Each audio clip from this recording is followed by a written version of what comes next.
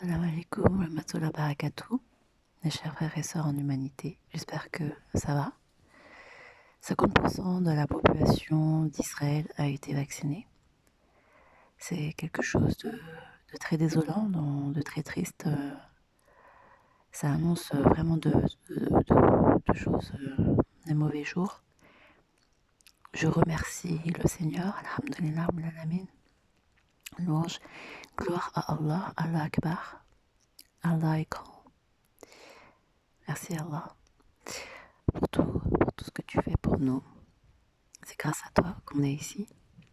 Et c'est pour toi, à ton nom. Bismillahirrahmanirrahim. Alors, le Rav Divonis a fait un excellent travail, un interview, une leçon magistrale. Je te salue pour ce que tu viens de dire et ce que tu viens de faire pour ton peuple juif. C'est vraiment un tremblement interplanétaire ce que tu as donné comme leçon. Et c'est exactement ce que je voulais entendre. Hormis le fait, une erreur, Dieu ne s'affaiblit pas. C'est juste la présence divine auprès de nous qui s'amoindrit. Là, je suis d'accord avec toi, mais Dieu ne s'affaiblit jamais. Il fait juste ça rectifier, sinon tout le reste de toute ta plaidoirie a été excellente. Et véritablement, je remercie le Seigneur pour tout, de m'avoir montré cette vidéo afin de rassurer mon cœur. Et pourtant, toutefois, si la teshuva n'est pas faite, si il n'y a pas cette prise de conscience de ton peuple juif, c'est comme tu dis, c'est la catastrophe. Et le plan, je l'ai déjà annoncé, le plan d'Adjalik se positionne par stratégie, par zone stratégique. Et Israël, c'est le plan, c'est la zone prioritaire.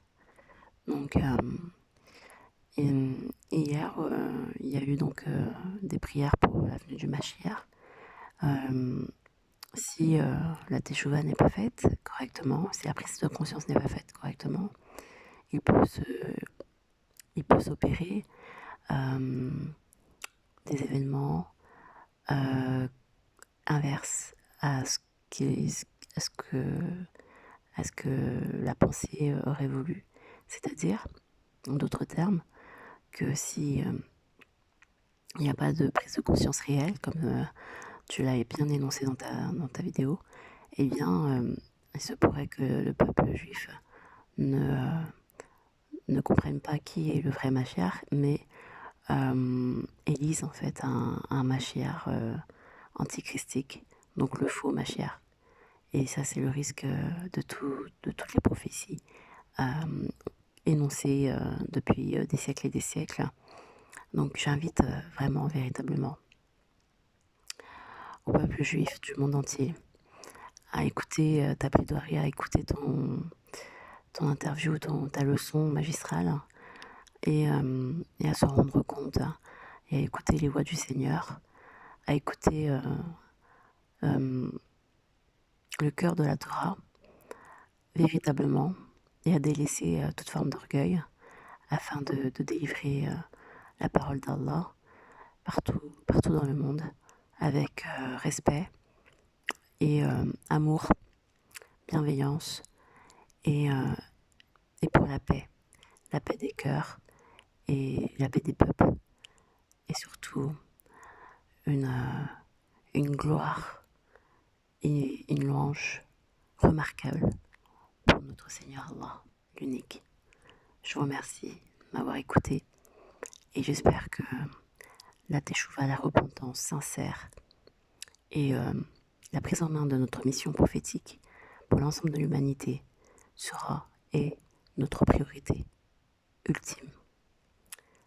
N'oubliez pas vos actes de bienveillance envers vos proches.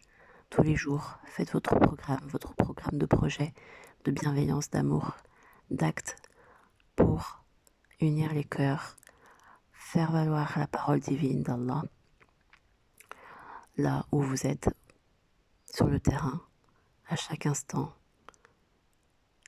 Et c'est comme ça, c'est en aidant ses proches, en étant disponible, en montrant la bonne voie, au nom du Seigneur Allah, que nous pourrons prétendre à une délivrance finale. Inch'Allah, Amin. Salam alaikum à tous.